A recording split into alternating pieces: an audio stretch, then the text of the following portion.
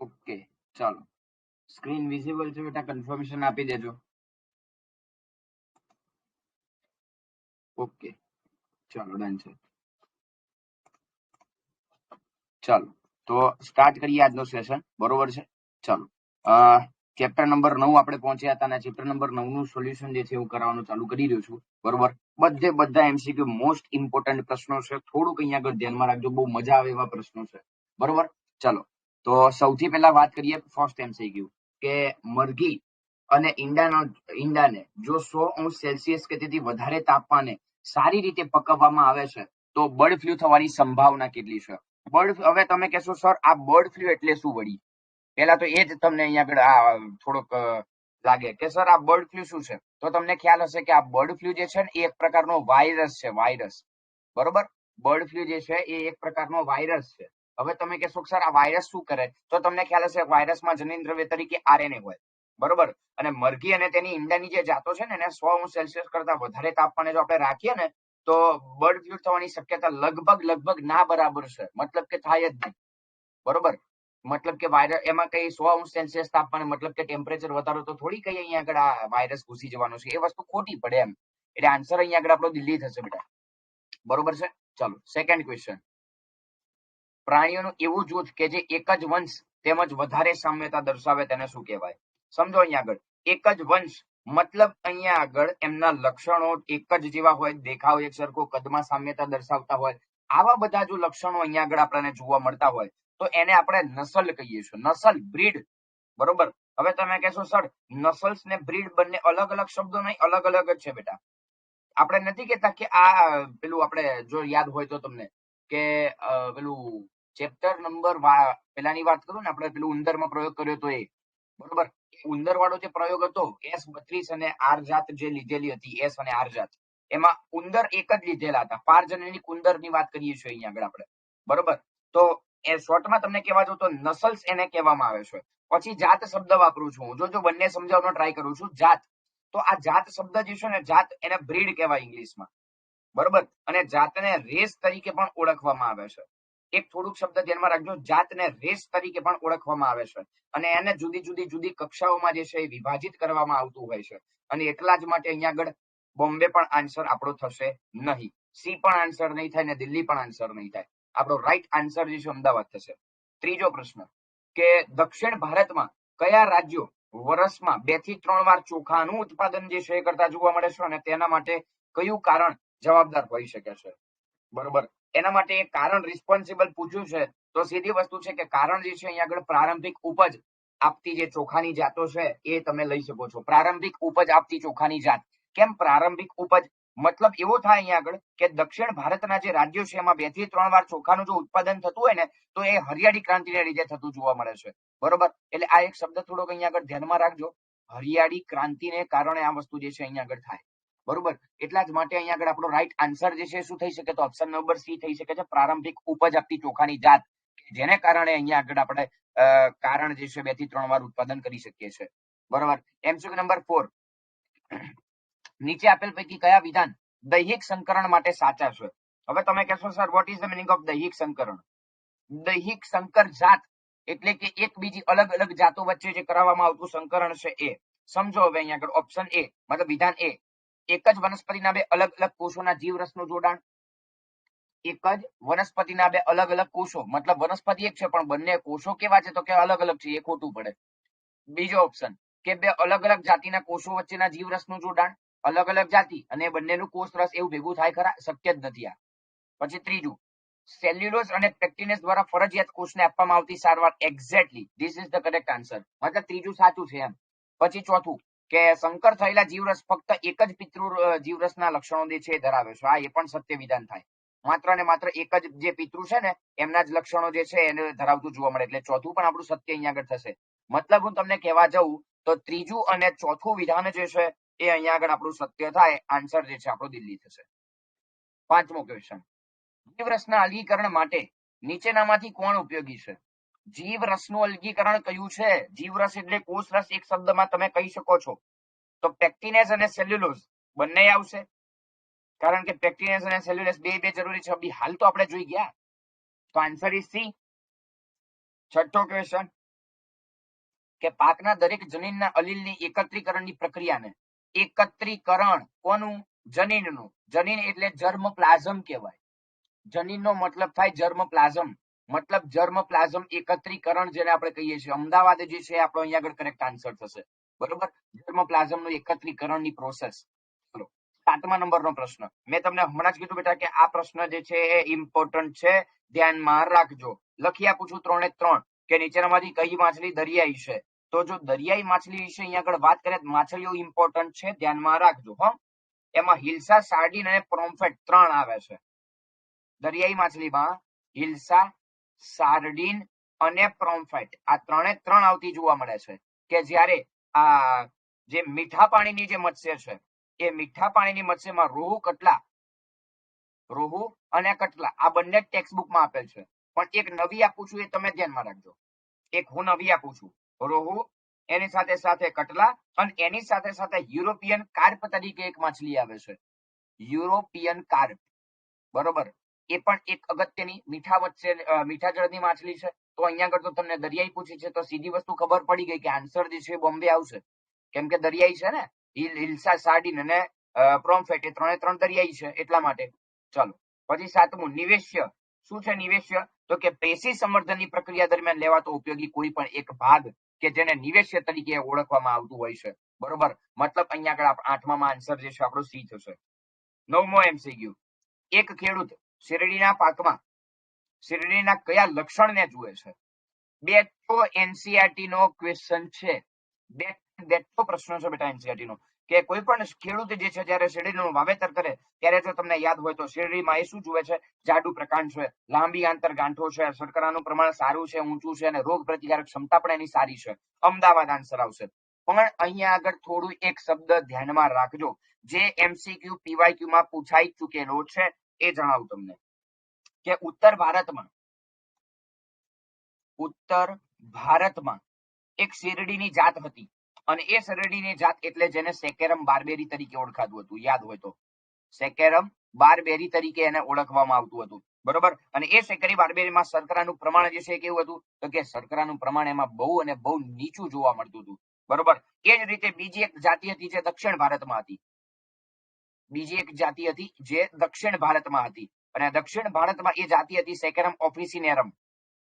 સેકેરમ ઓફિસિનેરમ તરીકે એક જાત જે છે જોવા મળતી, અને એનું પ્રકાંડ જે છે એ જાડું હતું. પછી ત્યારબાદ એના શર્કરાનું પ્રમાણ એમાં ઊંચું જોવા મળતું હતું. પાક ઉત્પાદન જે છે એ સારું થઈ રહ્યું હતું. બરોબર, તો આવી બધી પ્રોસેસ જે છે એ થઈ રહી હતી, અને જેને કારણે અહીંયા આગળ આ બંનેને લાસ્ટમાં મિશ્ર કરી દેવામાં આવ્યા, અને જેને કારણે એનું પ્રમાણ જે છે એ સારું થઈ રહ્યું છે. એટલે 9મામાં આપણા આન્સર અહીંયા આગળ બેટા અમદાવાદ થશે. લાંબી આંતરગાંઠ આવે, ટૂંકી આંતરગાંઠ નહીં, ધ્યાનમાં રાખજો. અહીંયા તમે ટૂંકી આંતરગાંઠ શબ્દ વાપર્યો છે એ ખોટું પડે. લાંબી આંતરગાંઠો આવે, શર્કરાનું પ્રમાણ ઊંચું આવે, અને રોગ પ્રતિકારક ક્ષમતા સારી આવે. બરોબર, ચાલો ત્યારબાદ આપણે વાત કરીએ MCQ નંબર 10. પશુપાલનમાં અંતઃસંકરણ કરાવવામાં આવે છે, કારણ કે અંતઃસંકરણ સમજજો બેટા, મતલબ ઈચ્છિત જનીનોનું એકત્રીકરણ કરવાનું અને સમયુગ્મતાનું પ્રમાણ વધે એટલા માટે. સો આન્સર તો હું બોલી જ ગયો, Delhi is the correct answer. પણ અંતઃસંકરણ એટલે મતલબ શું થાય સર? તો કે આ અંતઃસંકરણ એટલે શું? તો કે એક જ જાતિના પ્રાણીઓ વચ્ચે થતા પ્રજનનને, સાંભળો,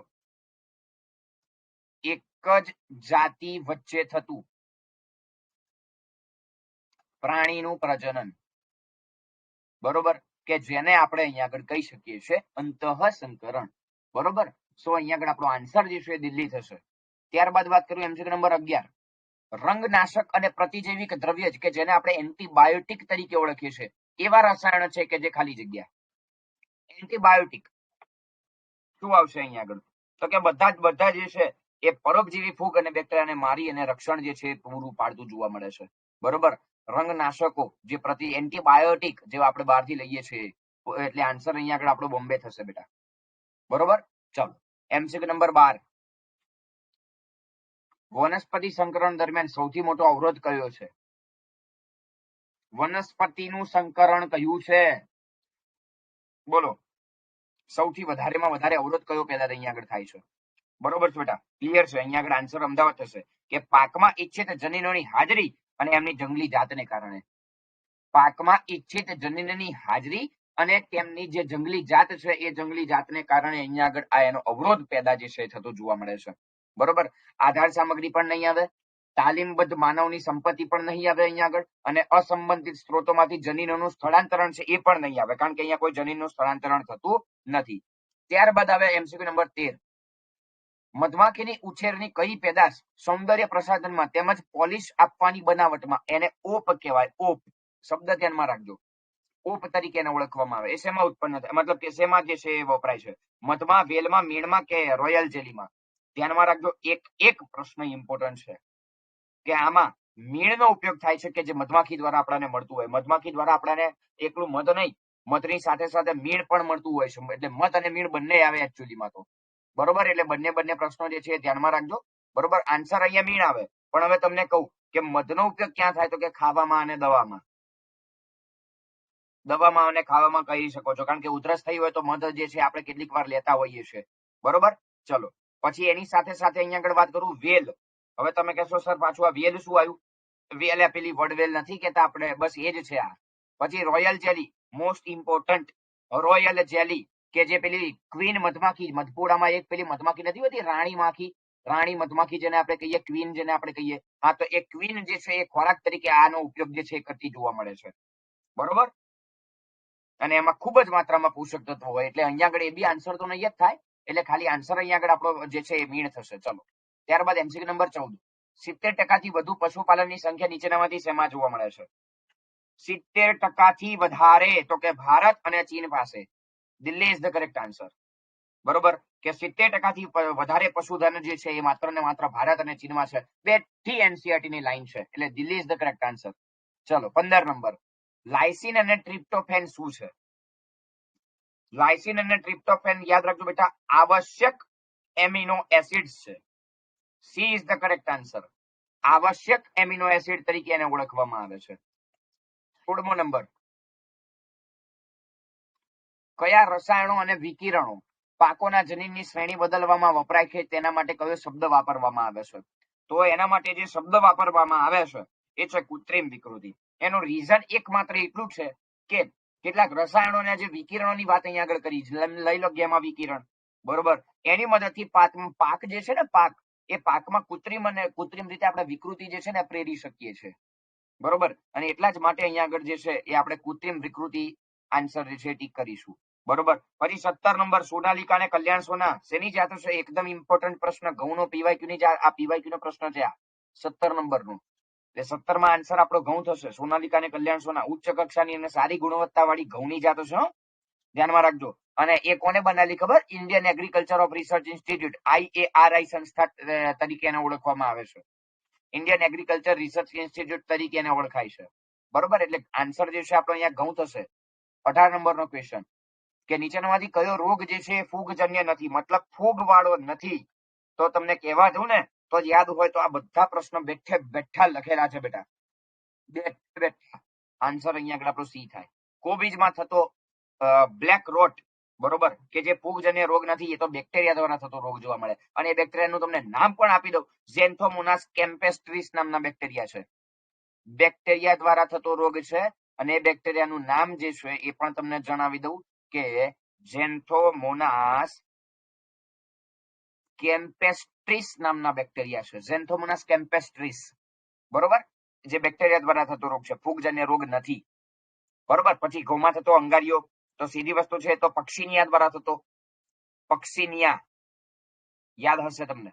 ત્યારબાદ બાજરીમાં જોવા મળતો ગેરુ, તો એ ટોલિપોસ્પોરિયમ એક પ્રકારનો ફૂગ છે. ટોલિપોસ્પોરિયમ ચોપડીમાં આપેલ જ છે, એના દ્વારા થાય છે. અને આગળ વાત કરું તો શેરડીમાં જોવા મળતો રેડ ડોટ, મતલબ શેરડીનો સડો જેને આપણે કહીએ છીએ, તો એ કોલીટ્રોટાઇકમ તરીકે ઓળખાય છે. એને કોલીટોટ્રાઇકમ તરીકે એને ઓળખવામાં આવતું હોય છે. બરોબર, એટલે આન્સર તો અહીંયા આગળ આપણો સી થાય, પણ આ ખાલી એક ઇન્ફોર્મેશન આપી તમને. બરોબર, 19 નંબરનો પ્રશ્ન, કે વનસ્પતિઓને ચોક્કસ અને ઇચ્છિત પોષક તત્વ સભર બનાવવા માટે કઈ વૈજ્ઞાનિક પદ્ધતિ વાપરવામાં આવે છે? તો બાયોફોર્ટિફિકેશન પ્રસ્તાવનામાં છે આ તો પ્રશ્ન, કે વનસ્પતિને પોષક તત્વ યુક્ત બનાવવા માટે આ બાયોફોર્ટિફિકેશનની પદ્ધતિ જે છે યુઝ કરવામાં આવતી હોય છે. બરોબર, ચાલો MCQ નંબર 20. સૂક્ષ્મ સંવર્ધન એટલે શું?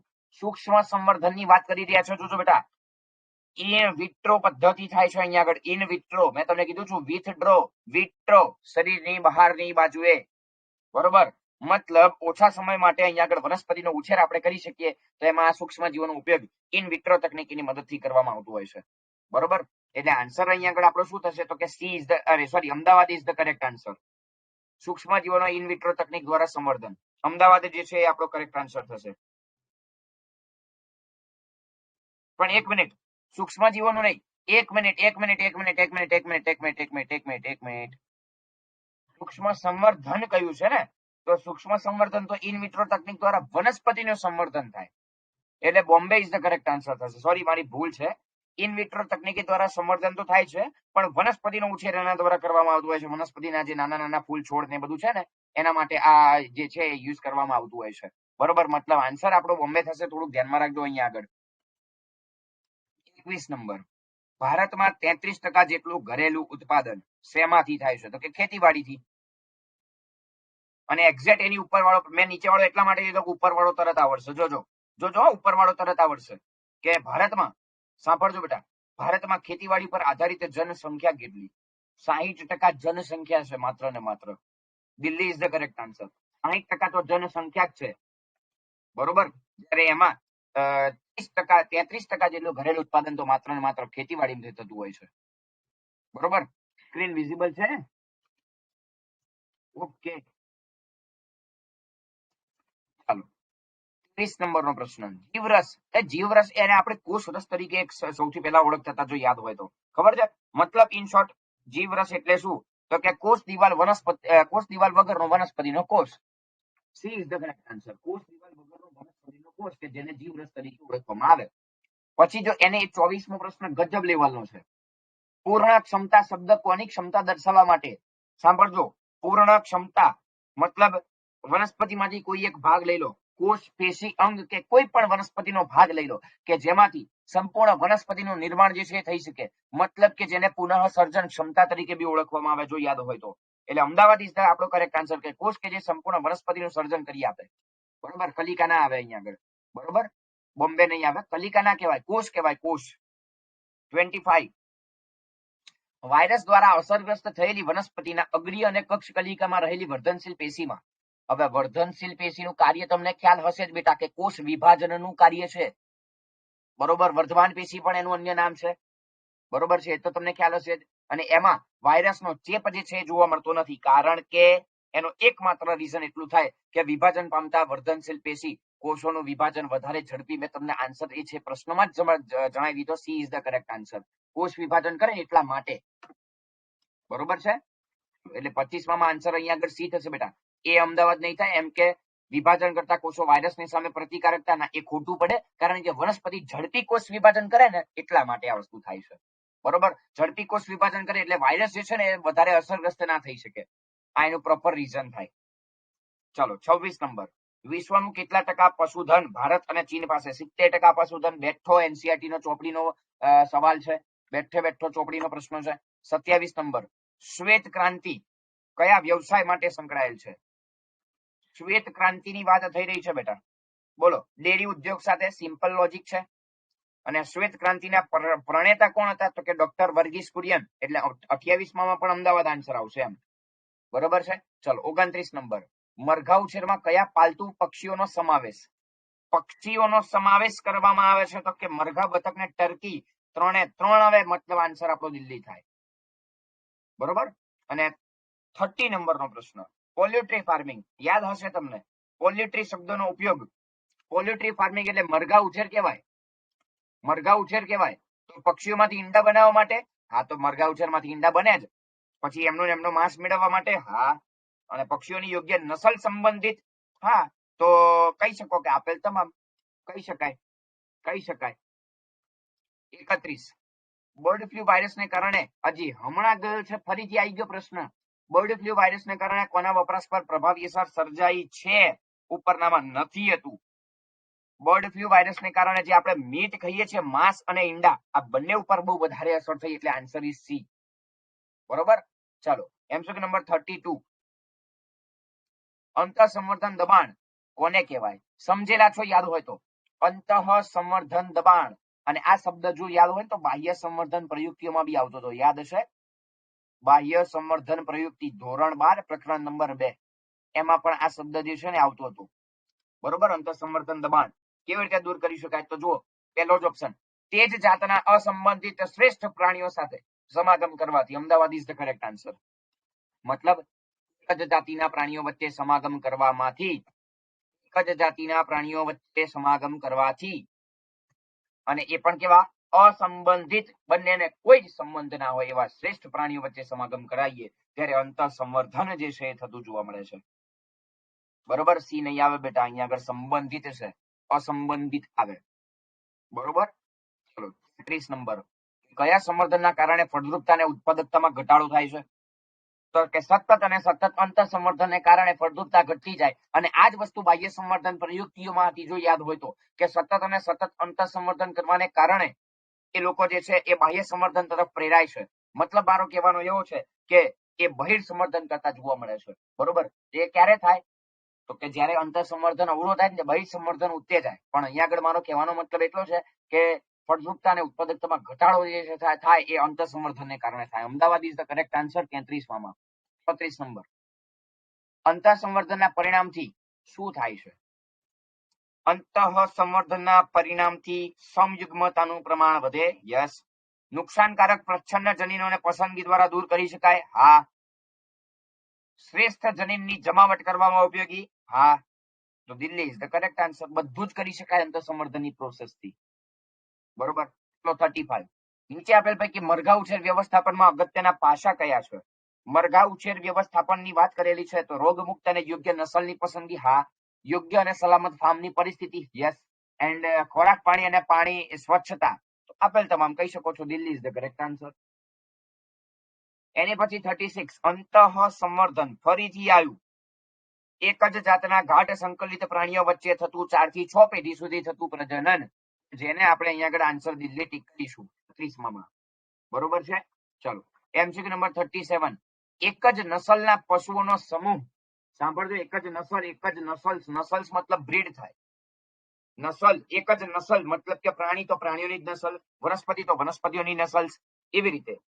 તો એવા પશુઓનો સમૂહ એ ખાલી જગ્યા મોટાભાગના લક્ષણોને સમાન હોય છે. કયા લક્ષણોને? બધા જ. સામાન્ય દેખાવ, કદ, રૂપરેખાંકન બધું જ લઈ શકાય છે.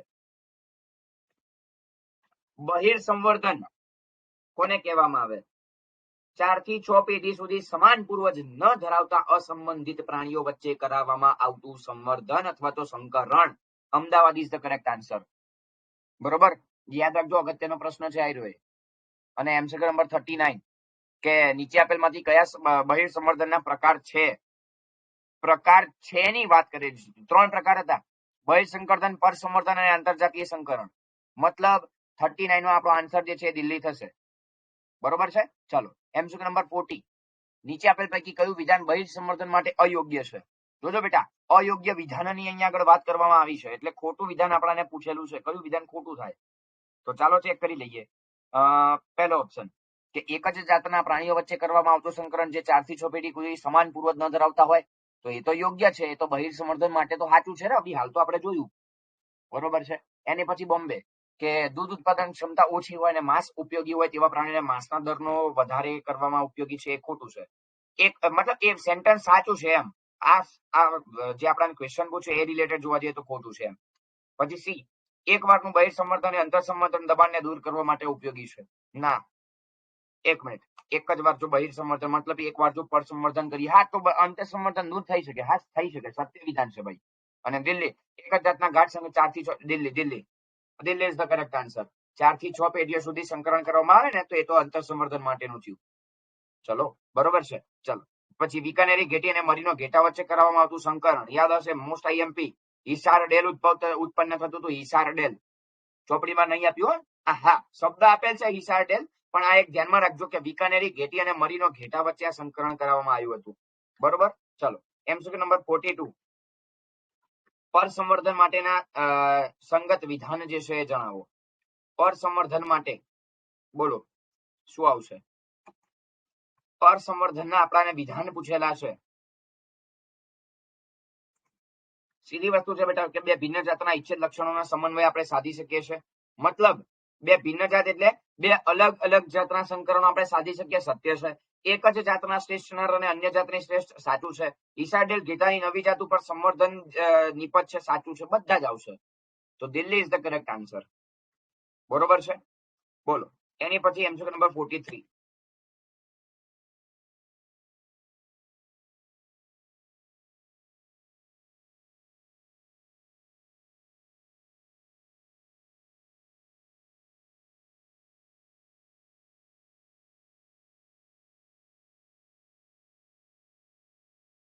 બોલો બેટા 43. બે ભિન્ન સંબંધિત જાતિઓના નર અને માદા અલગ અલગ જાતિ આપણાને કહેલી છે, તો આંતર જાતીય સંકરણ આવે.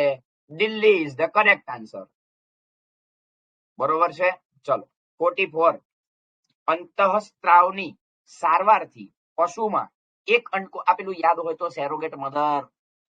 એકદમ સિમ્પલ પ્રશ્ન છે. 44 નંબર. C is the correct answer. FSH ની સારવાર આપવામાં આવતી હતી, યાદ હોય તો. એફએસએચ અંતઃસ્ત્રાવની સારવાર આપવામાં આવતી હતી. બરોબર છે? ચલો 45 નંબર. MCQ number 45. ગૌ પશુ સુધારણા કાર્યક્રમ MOET. હવે અભી હાલ તો બોલી ગયો યાર હું. એફએસએચ અંતઃસ્ત્રાવ અભી હાલ તો બોલી ગયો હું. 46. 44 માં સી આવશે. જોઈ લો બેટા. એક મિનિટ. એક અંડકોષના સ્થાને કેટલા અંડકોષો? 10 થી 12 ના આવે? અરે સોરી, 6 થી 8. અરે સોરી 6 થી 8 અંડકોષ. 6 થી 8. એકને સ્થાને 6 થી 8 નો વધારો કરવામાં આવતો હતો. પછી 46. મસ્ત પ્રશ્ન નો 46. ખચ્ચર, માદા ઘોડો અને નર ગધેડો. માદા ઘોડો અને નર ગધેડા વચ્ચે જે સંકરણ કરવામાં આવે છે એ રીતે. 46 એ તો થઈ ગયું. 47. મધમાખીની સામાન્ય જાતિ એપિસ ઇન્ડિકા છે. એપિસ ઇન્ડિકા છે. મધમાખીની ટોટલ 4 જાતિ આવે. જુઓ લખી આપું. મધમાખીની ટોટલ 4 જાતિ આવે, એમાં એક અહીંયા આગળ આપેલી છે. પછી બીજી આપેલી છે. પછી હવે એપિસ ફ્લોરિડા,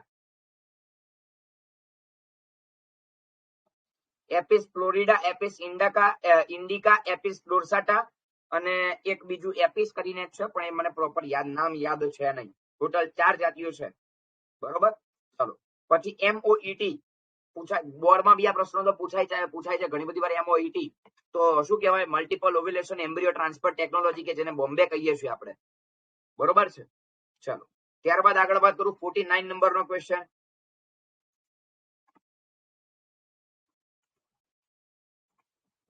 બોલો બેટા. MCQ number 49. મધમાખી ઉછેર કેવા સ્થળોએ? તો ક્યાં કરાય? તો કે જંગલની ઝાડીઓમાં કરાય, ફળના બગીચામાં કરાય, ખેતરોમાં. હા, તો દિલ્હી આવશે. બધી જગ્યાએ કરી શકાય છે. 50. મધમાખી જે છે પહેલું તો સામાન્ય પરાગવાહક તરીકે જે છે ઓળખવામાં આવતી હોય છે. ધ્યાનમાં રાખજો. મધમાખી પહેલું તો સામાન્ય પરાગવાહક તરીકે ઓળખવામાં આવે છે. આ એક શબ્દ ધ્યાનમાં રાખજો. બરોબર? રાઈ, સફરજન, નાશપતી કે આપેલ તમામ. બોલો શેમાં જે છે સામાન્ય? તો કે આપેલ તમામ. બધામાં સામાન્ય પરાગવાહક તરીકે ઓળખાય છે. 50 માં આન્સર આપણો દિલ્હી થશે. 151. નીચે આપેલ પૈકી કઈ મુદ્રા સફળ મધમાખી ઉછેર માટે અગત્યની છે? સફળ મધમાખી ઉછેર માટે અગત્યની ઇમ્પોર્ટન્ટ મુદ્રા કઈ છે? ફર્સ્ટ વન, મધમાખીના સ્વભાવ અને આદતોની સમજ. હા. ભિન્ન ઋતુમાં મધપુડાનું વ્યવસ્થાપન. હા, બરોબર છે. ઝુંડને પકડવું અને મધપુડામાં ઉછેરવું. બરોબર છે. અને યોગ્ય બધા આવશે. 52. મીઠા પાણીની સામાન્ય મત છે. હજી હમણાં ગઈ છે. કટલા, રોહુ અને મૃગલ. ત્રણ આવે. હમણાં જ પછી પ્રશ્ન જોયો છે આપણે, થોડીક વાર થઈ છે. ચલો એમસીક્યુ નંબર 53. મધમાખી ઉછેર અન્ય કયા નામે ઓળખાય છે?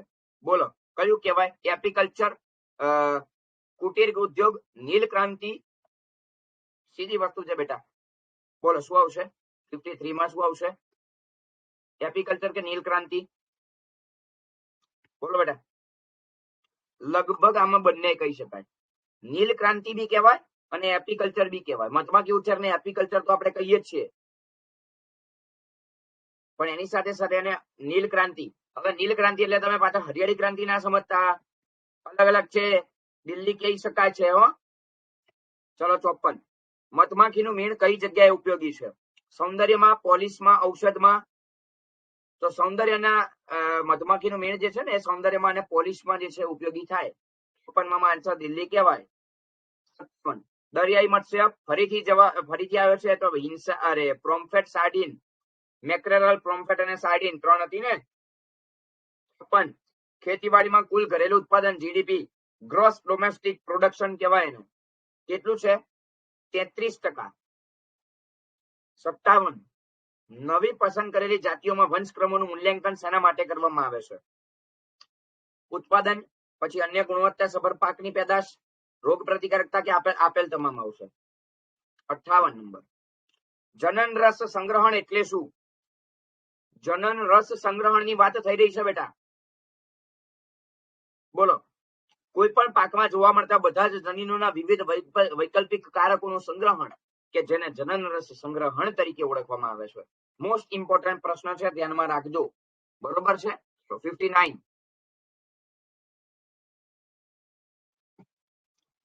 જંગલી જાતિઓ, પ્રજાતિઓ અને સંવર્ધિત જાતિઓનું એકત્રીકરણ. સાંભળજો બેટા. જંગલી જાતિ, પ્રજાતિ અને સંવર્ધિત જાતિઓનું એકત્રીકરણ અને સંકરણ એ પાક સંવર્ધિત જાતિ માટેના કયા તબક્કાની પૂર્વ જરૂરિયાત છે? તો સીધી વસ્તુ છે, ભિન્નતાનું એકત્રીકરણ કરવા માટે. કેમ કે ભિન્નતાને એકત્રીકરણ કરવું છે તો એના માટે તો બધી પદ્ધતિ જે છે એ જરૂરી છે. બરોબર. એટલે આ પ્રશ્ન જે છે થોડુંક ધ્યાનમાં રાખજો. બરોબર છે. ચાલો એના પછી આગળ અહીંયા આગળ હું વાત કરવા જાઉં તો 60 નંબરનો પ્રશ્ન કે વનસ્પતિ સંવર્ધન માટે સાચો વિકલ્પ પસંદ કરો. એટલે સાચો વિકલ્પ જણાવો એમ કહ્યું છે. બરોબર. તો જો વનસ્પતિની જાતિઓને ઈરાદાપૂર્વકનો કુશળ વ્યવહાર સત્ય કહેવાય. મળતી વનસ્પતિઓની વધુ ખેતીલાયક, સારું ઉત્પાદન અને રોગ પ્રતિરોધકો છે, સાચું છે. પર્યાવરણીય તણાવ સામે સહનશીલ અને રોગકારકો સામે પ્રતિરોધકતા દર્શાવતી, સાચું છે. વનસ્પતિ સંવર્ધનને નીલ ક્રાંતિને હરિયાળી ક્રાંતિ કહેવાય. ખાલી છેલ્લું ખોટું છે, એટલે Bombay is the correct answer. 61 મત્સ્ય ઉદ્યોગ એટલે માછલી ઉદ્યોગને કયા તરીકે ઓળખવામાં આવે છે? તો યાદ રાખજો બેટા, નીલ ક્રાંતિ અને બ્લુ રિવોલ્યુશન કહેવાય. તમે કહેશો સર નીલ ક્રાંતિ તો હમણાં ઓલું આવતું હતું, બંને આવે, બે આવે, બી અને સી બે આવે, બ્લુ રિવોલ્યુશન અને નીલ ક્રાંતિ. 62 ખેતી ભારતની કેટલા ટકા વસ્તીને રોજગાર? 62%. યાદ રાખજો. પછીનો સરસ પ્રશ્ન છે. 1960 મધ્યમાં ઘઉં અને ચોખાની વધુ ઉચ્ચ ઉત્પાદન આપતી જાતોના વિકાસમાં વનસ્પતિ સંવર્ધનની તકનીકનો ઉપયોગ કરવામાં આવ્યો અને એ તબક્કાને હરિયાળી ક્રાંતિ કહેવાય. અને હરિયાળી ક્રાંતિ રિલેટેડ ગુજસેટમાં લાસ્ટ યર પીવાયક્યુ પૂછાઈ ગયો. લાસ્ટ યર એટલે 2021 ની વાત કરું છું, 2022 નું ના સમજતા. એ અને આર વાળો ખબર છે? એ અને આર વાળો વિધાન કંઈક એવું હતું બેટા કે વિધાન એ હરિયાળી ક્રાંતિને કારણે 3 કરોડ અન્ન પુરવઠો જે છે પૂરો પાડી શકાય છે. એવું કંઈક લગભગ વિધાન વાળો પ્રશ્ન હતો લાસ્ટ યર ગુજસેટના પેપરમાં. બરોબર. એટલે એ થોડુંક ધ્યાનમાં રાખજો. 64 1960 થી 2000 ના સમયગાળામાં ઘઉંનું અને ચોખાનું ઉત્પાદન 11 મિલિયન ટન અને 35 મિલિયન ટન થી વધીને કેટલું થયું છે? તો કે 75 મિલિયન ટન અને 89.5 મિલિયન ટન જે છે થયું છે.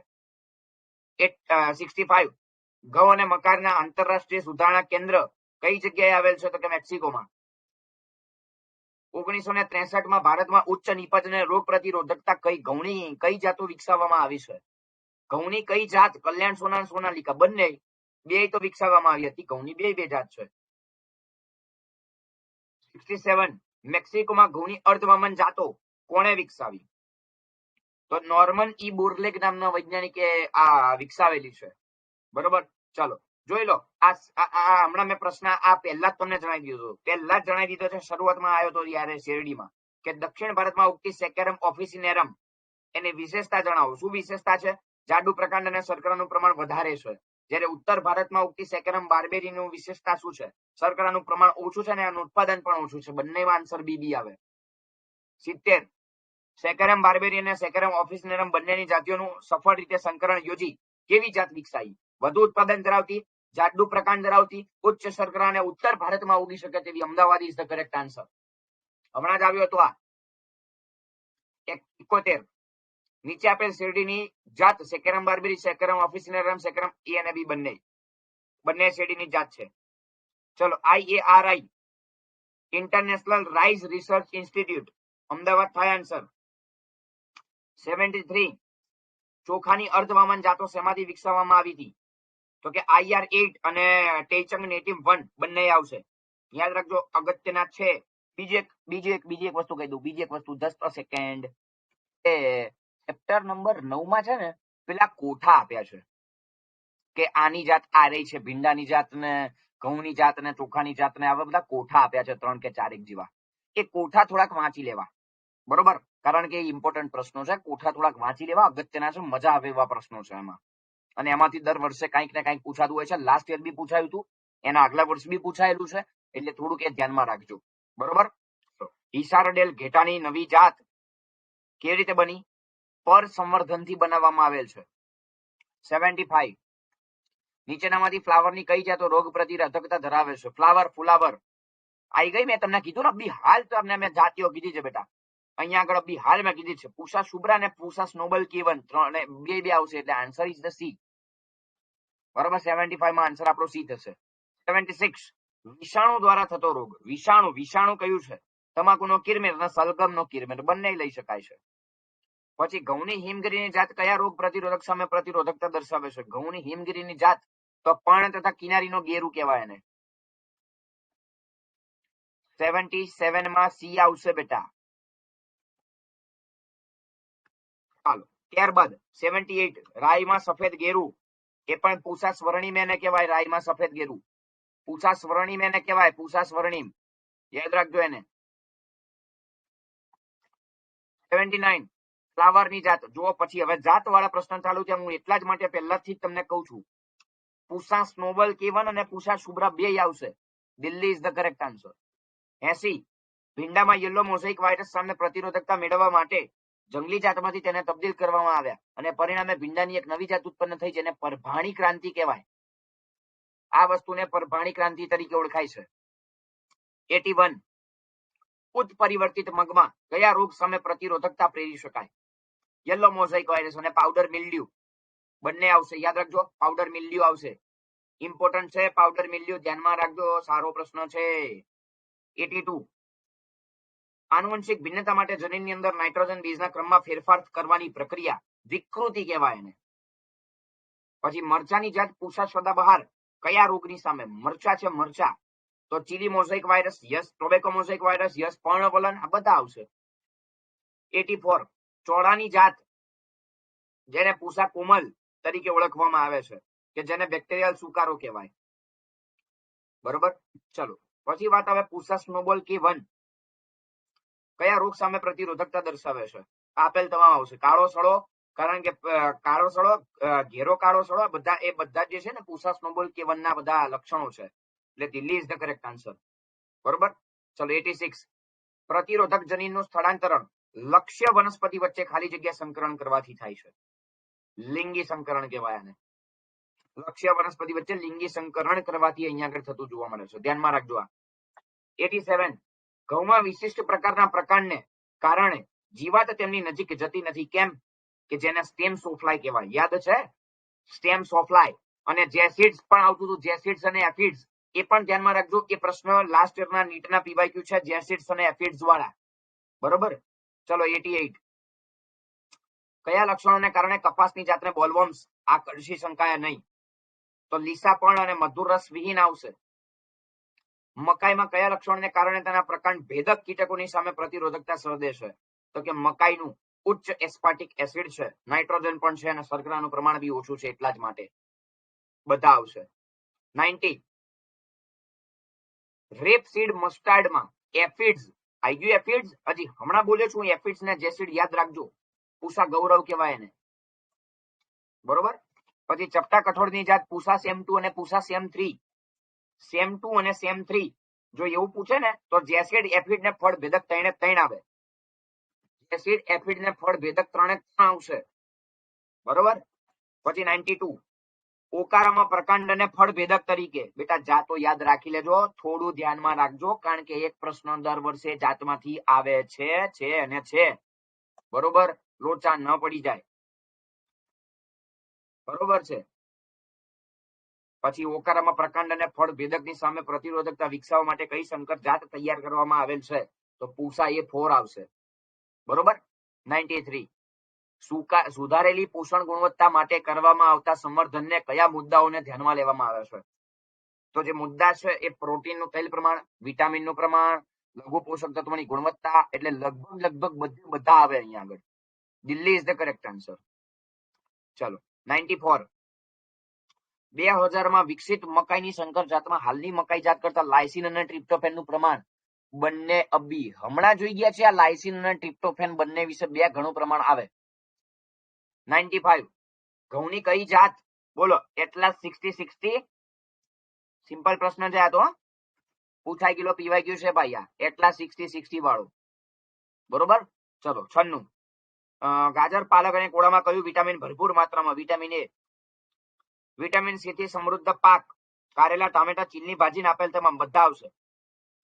પાલક અને ચીલની ભાજીમાં શેની માત્રા ભરપૂર હોય છે? તો આયર્ન, કેલ્શિયમ અને પ્રોટીન. તો અહીંયા આગળ પ્રોટીન ના હોય, બાકી બંને જે છે બહુ વધારે માત્રામાં હોય.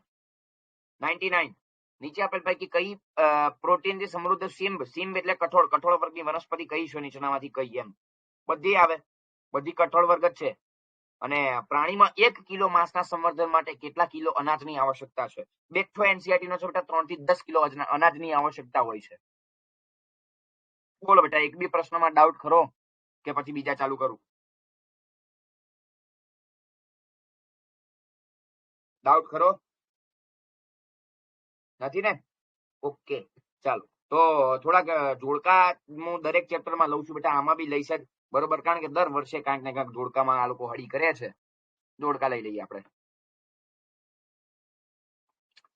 એ હા, બીજી એક વસ્તુ કે ચલો આ તો હું જોડકા તો કરાવું છું, પણ બાકીના જે પ્રશ્નો અમુક જે છે હું કરાવું છું, અમુક જે છે તમને જાતે કરવા માટે આપું છું. તો શું તમે લોકો એ પ્રશ્ન સોલ્વ કરો છો ને ઘરે?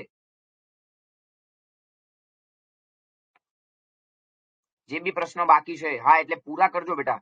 જેટલા પણ પ્રશ્નો બાકી રાખું છું એ બધા ઘરે આજે ને આજે જ પતાઈ મારવું. 9મું ચેપ્ટર હોય તો 9મું કે જે બી ચેપ્ટર હોય. બરોબર. કારણ કે જો એ પ્રશ્ન મતલબ કે નહીં કર્યા, સ્કીપ થઈ ગયો ચેપ્ટર, તો પછી વાર્તા પૂરી થઈ જશે. તો એના કરતા બેટર છે કે આજે ને આજે પૂરું કરી નાખીએ આપણે. બરોબર. ચાલો તો થોડાક જોડકા જે છે લઈ લઉં હું. Just a second.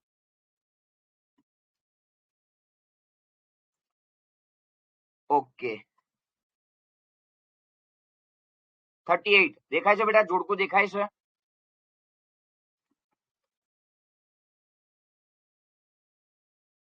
Okay okay done છે. ચાલો તો 38 નંબરનો પ્રશ્ન. બહિર્સંકરણ. હજી હમણાં જોયું તું બહિર્સંકરણ કે 4 થી 6 પેઢીઓ સુધી બંનેમાં કોઈ સામાન્ય પૂર્વજ ના હોય ને એવું સંકરણ, જેને બહિર્સંવર્ધન તરીકે ઓળખવામાં આવે. બહિર્સંકરણ. પછી પરસંવર્ધન. તો એક જ જાતના શ્રેષ્ઠ નરની અન્ય જાતના શ્રેષ્ઠ માદા સાથે કરાવવામાં આવતું સંકરણ. બીકાનેરી ઘેટીને મરીનો ઘેટા લઈ લો. પછી આંતરજાતીય સંકરણ, જે 2 ભિન્ન જાતના નર અને માદા વચ્ચે, એટલે એક્સ કહેવાય ને. એટલે આમ જોવા જાવ તો Ahmedabad is the correct answer. ચલો પછી જો આઈ ગયો જોડકું. મેં પહેલા જ કીધું બેટા, યાદ રાખજો. આઈ ગયું જોડકું. ચલો ભીંડા. હજી હમણાં વાત થઈ હતી બેટા આપણે. ભીંડા. પૂસા સવાણી આવે. પૂસા સવાણી. પછી ઘઉં. ઘઉંમાં હિમગીરી, ઘઉંની જાત છે ને એ તો. પછી રાઈ, પૂસા ગૌરવ, અને મરચું તો પૂસા સદાબહાર. એટલે C is the correct answer. ચલો 40. કોલમ 1 અને કોલમ 2 ને યોગ્ય રીતે જોડો. ફરીથી એના એ જ વસ્તુ છે. એફિડ્સ ને જેસિડ મેં તમને પહેલા જ કીધું પૂછાય છે, ધ્યાનમાં રાખજો. 40. ચપટા કઠોળ કે જેમાં જેસિડ્સ આવશે. પછી જે ભીંડા છે એમાં પ્રકાંડ અને ફળ ભેદક તરીકે રાઈ જે છે એમાં એફિડ્સ આવશે. એટલે અહીંયા આગળ આન્સર આપણો આમ જોવા જોઈએ તો Delhi is the correct answer. ચલો 41. વિકાનેરી ઘેટી અને મરીનો ઘેટા વચ્ચે નીચેના કઈ પદ્ધતિ દ્વારા, હમણાં જ મેં તમને એક્ઝામ્પલ તો આપ્યું હતું પરસંવર્ધનમાં. અહીંયા ઉપર આપણે જે હમણાં જોયું આ પરસંવર્ધનમાં, એમાં તમને હું એક્ઝામ્પલ નતું બોલ્યો કે એક જાતના શ્રેષ્ઠ નર લઈ લો, બીકાનેરી ઘેટી ને મરીનો ઘેટા. તો એમાં બી બોલ્યો તો હું. ચલો હવે અહીંયા આગળ આ સરસ પ્રશ્ન કહેવાય. સરસ પ્રશ્ન છે. આ 42 માં અહીંયાથી કરું છું. આવું પૂછાય છે, ધ્યાનમાં રાખજો. એક્સ વાય અને ઝેડ નું નામ આપો. એક્સ અહીંયા છે, વાય અહીંયા છે, અને ઝેડ અહીંયા છે. તો રાઈમાં આવે પૂષા ગૌરવ. બરોબર. રાઈમાં આવે પૂષા ગૌરવ. તો ઝેડમાં શું આવશે? રાઈમાં હજી હમણાં આપણે ઉપરનો જોડકામાં જોયું છે એફિડ આવે. હજી હમણાં આપણે રાઈમાં જોયું છે એફિડ્સ આવશે. બરોબર. જોઈ લો આ રહ્યું આ એફિડ્સ. થોડીક વાર વાર જ થઈ છે. પછી ભીંડા. બોલો તો ભીંડામાં શું આવશે? વાય છે. વાય. ભીંડામાં વાય છે. વાય. તો પૂછા કહેવાય ને. પૂષા પૂસા A4 કહેવાય એને. ચાલો, અને જેસિડ્સ તરીકે પાકમાં ચપટા કઠોળ. એટલે આમ જોવા જાવ તો એક્સ માં ચપટા કઠોળ, વાય માં પૂસા A4 અને ઝેડ માં એફિડ્સ. એક મિનિટ, તો ઉપરના જોડકામાં આપણે ભૂલ નહીં થઈ ને, ભીંડામાં પ્રકાંડ અને ફળ ભેદક બરોબર છે, અને રાઈમાં ચપટા કઠોળમાં જે એસિડ ડન છે. બરોબર છે ભાઈ, બોલો ડન છે. I think so chapter done હશે બેટા, કોઈ વાંધો નહીં આવ્યો હોય, લગભગ કોઈ પ્રોબ્લેમ નહીં પડી હોય.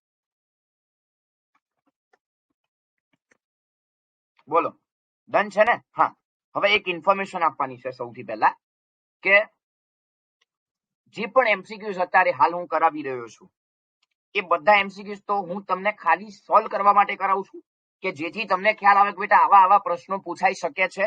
બરોબર, આવા પ્રશ્નોથી એમસીક્યુ ટ્વિસ્ટ થઈ શકે છે, આવા વિવિધ રીતના પ્રશ્નો પૂછાઈ શકે છે. અને આ જે એમસીક્યુ સોલ્વ કરાવું છું એમાં બધું જ સમાવેશ થઈ જાય છે. પીવાયક્યુ ના પ્રશ્નો આવી જાય છે, એનસીઆરટી એક્ઝામ્પલર આવી જાય છે, જોડકા આવી જાય છે, એઆર વાળા વિધાન આવી જાય છે. હા, એમાંથી હું કેટલાક જ પ્રશ્નો સોલ્વ કરાવું છું, બાકીના તમને આપું છું સોલ્વ કરવા. અને રોજના દિવસના આપણે મેક્સિમમ 150 અરાઉન્ડ તો પ્રશ્નો સોલ્વ કરીએ છીએ જ પર ચેપ્ટર, અને બાકીના તમે જાતે કરો છો. બરોબર. હા, તો એક ઇન્ફોર્મેશન અહીંયા આગળ મારે એ આપવાની છે કે મેં તમને OMR શીટ જે છે એ મોકલી આપેલી છે. બરોબર, અથવા તો મારી એપ્લિકેશનમાં પણ મેં મૂકેલી છે. તો એ OMR શીટની પ્રેક્ટિસ જેટલી તમારાથી શક્ય હોય એટલી કરવી. એનું રીઝન એક માત્ર એટલું છે બેટા, કે હું તમને અત્યારે એમસીક્યુ સોલ્વ કરાવું છું, વાત સાચી સર બરોબર છે. ચલો, એમસીક્યુ સોલ્વ કરવાથી 100% તમને આવડશે, હું ના નથી પાડતો, પરંતુ નીટની પરીક્ષામાં તમારે કુંડાળા ટીક કરવાના છે, અને એ કુંડાળા ટીક કરવાની મેક્સિમમ પ્રેક્ટિસ કરવી પડે. તો એના જ માટે મેં OMR પણ મૂકેલી છે એપ્લિકેશનમાં. બરોબર, તો એ ડાઉનલોડ કરી લેવી OMR, એની 50-100 જેવી પ્રિન્ટ કરાવી લેવી OMR ની. બરોબર છે. અને એટલા માટે કે આ બધા જ એમસીક્યુઝ જે છે, અથવા તો તમારી પાસે કોઈ મટીરિયલ હોય કે XYZ જે પણ કઈ મટીરિયલ કે જે બી કઈ વસ્તુ હોય, તો એ તમારે લેવું, સોલ્વ કરો અને OMR માં ટીક કરવાનું ચાલુ કરો. કેમ કે પ્રેક્ટિસ મેક પરફેક્શન. બરોબર, પ્રેક્ટિસ કરશો તો પરફેક્શન, એક્યુરેસી, સ્પીડ બધું આવશે. અને OMR માં કરવી પડશે. એનું રીઝન એક માત્ર એટલું જ છે કે નીટની પરીક્ષામાં તમારે OMR માં ટીક કરવાનું છે. બરોબર, અને એ બધા જ પેપર મશીનમાં ચેક થાય છે, કોઈ મેન્યુઅલી ચેક કરવા બેસતું નથી. અને મશીનમાંથી જો રિજેક્ટ થઈ ગયું તો કોઈ જ મેન્યુઅલ ચેક કરતું નથી, પતી ગયું, જે રિઝલ્ટ આવ્યું એ જ. બરોબર, એટલા માટે થોડીક પ્રેક્ટિસ કરજો તો મજા આવશે. બરોબર, કારણ કે OMR છે તો પ્રેક્ટિસ કરવી પડશે. હું કરાવવા તૈયાર છું, તમે કરવા તૈયાર રહેજો. બરોબર છે. ચાલો, અને બીજી એક વસ્તુ કે યુટ્યુબ ચેનલને બેટા જેને પણ લાઈક કરવાની બાકી હોય લાઈક કરી આપજો, શેર કરી આપજો, સબસ્ક્રાઇબ કરી નાખજો. અને તમારા જેટલા પણ ફ્રેન્ડ સર્કલમાં છે, તમારા કોઈ વોટ્સએપ ગ્રુપ હોય, બરોબર, કે તમારા સ્કૂલના મિત્ર હોય કે જે ભાઈ હોય, એમને આ બધા જ વિડીયોની લિંક જે છે મોકલી આપજો. આપણે ડેલી સવારે મોર્નિંગમાં 9 વાગે જે છે લાઈવ થઈ રહ્યા છે. હાલ હું 12th કરાવી રહ્યો છું. 12th કમ્પ્લીટ થાય પછી આપણે 11th જે છે ચાલુ કરીશું એક સાથે, અને 11th કમ્પ્લીટ થાય એની સાથે ઘણી બધી એક્ઝામ્સ ને પણ આપણે ગોઠવી છે.